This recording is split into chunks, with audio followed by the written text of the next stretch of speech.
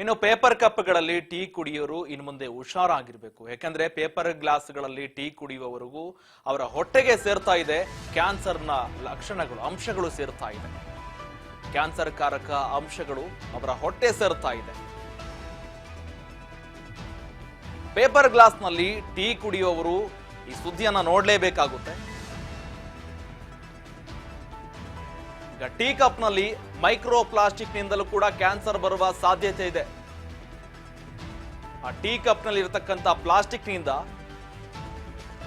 Cancer ಬರುತ್ತೆ.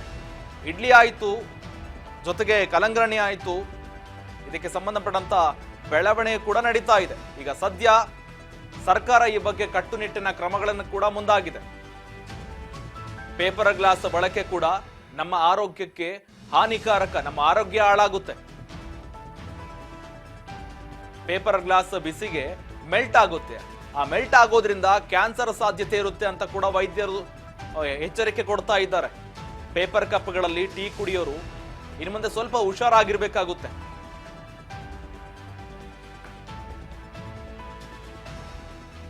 Paper ಕಪ್ಗಳಲ್ಲಿ tea ಕುಡಿತಾ ಇರ್ತಾರೆ.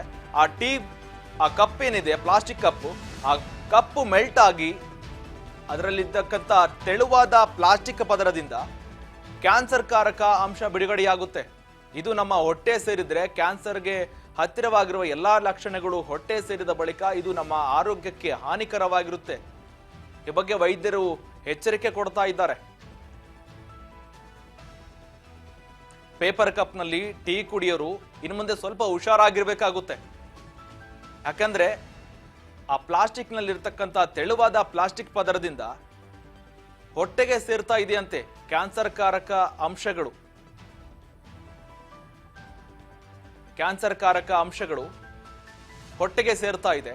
ಆ ತೆಳುವಾದ ಪ್ಲಾಸ್ಟಿಕ್ ಪದರ ಇರೋದ್ರಿಂದ ಆ ಮಧ್ಯದಲ್ಲಿ ತೆಳುವಾದ ಪ್ಲಾಸ್ಟಿಕ್ ಕವರ್ ಇರುತ್ತೆ. ತೆಳುವಾದ ಅದು ಬಿಸಿ ಆಗಿರೋದ್ರಿಂದ ಬಿಸಿ ಇರತಕ್ಕಂಥದ್ದನ್ನ ಅದು ಮೆಲ್ಟ್ ಮಾಡಿದ್ರೆ ಜೊತೆಗೆ ಅದರಲ್ಲಿರ್ತಕ್ಕಂಥ ಪ್ಲಾಸ್ಟಿಕ್ ಅಂಶದಿಂದ ಕ್ಯಾನ್ಸರ್ ಉಂಟಾಗುತ್ತೆ ಅಂತ ಕೂಡ ವೈದ್ಯರು ಎಚ್ಚರಿಕೆ ಕೊಟ್ಟಿದ್ದಾರೆ.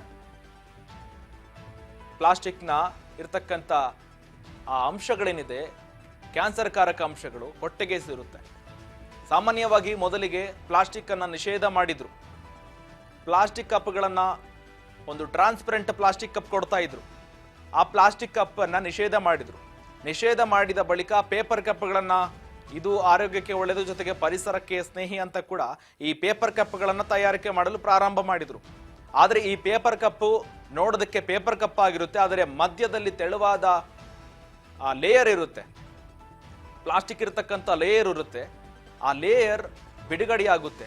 ಅತಿಯಾದ ಬಿಸಿಯಾದ ಕಾಫಿ ಅಥವಾ ಟೀಯನ್ನ ಅದರಲ್ಲಿ ಹಾಕಿದ ನಂತರ ಅದು ಬಿಸಿಯಾಗಿರೋದ್ರಿಂದ, ಅದರಿಂದ ಆ ಪ್ಲಾಸ್ಟಿಕ್ ಇರೋದ್ರಿಂದ ಆ ಕ್ಯಾನ್ಸರ್ ಕಾರಕ ಅಂಶಗಳು ಬಿಡುಗಡೆಯಾಗುತ್ತೆ ಅಂತ ಕೂಡ ವೈದ್ಯರು ಹೇಳ್ತಾ ಇದ್ದಾರೆ.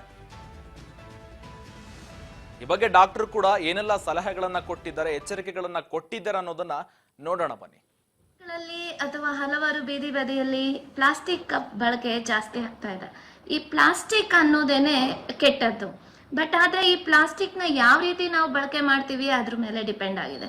ಇದನ್ನ ಕಾಫಿ, ಟೀ, ಬಿಸಿ ಬಿಸಿ ಹಾಲು, ನೀರು ಈ ಥರ ಕಂಟೆಂಟ್ನ ಕುಡಿಯೋದಕ್ಕೆ ಬಳಕೆ ಮಾಡಿದ್ರೆ ಖಂಡಿತವಾಗೂ ಇದು ದೇಹಕ್ಕೆ ಹಾನಿಕಾರಕ.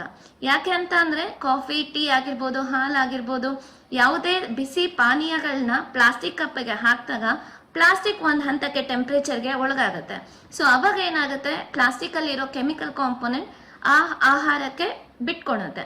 ಸೊ ಅಂಥ ಸಮಯದಲ್ಲಿ ಅಂಥ ಪ್ಲಾಸ್ಟಿಕ್ ಅಂಶ ತುಂಬಿರೋ ಅಂತ ಕಾಫಿ ಅಥವಾ ಟೀ ಅಥವಾ ಯಾವುದೇ ಒಂದು ಪಾನೀಯನ ನಾವು ಬಿಸಿ ಬಿಸಿ ಪಾನೀಯನ ಸೇವಿಸಿದ್ರೆ ಖಂಡಿತವಾಗೂ ಕ್ಯಾನ್ಸರ್ ಕಾರಕ ಅಂಶಗಳು ನಮ್ಮ ದೇಹಕ್ಕೆ ಸೇರ್ಪಡೆ ಆಗುತ್ತೆ.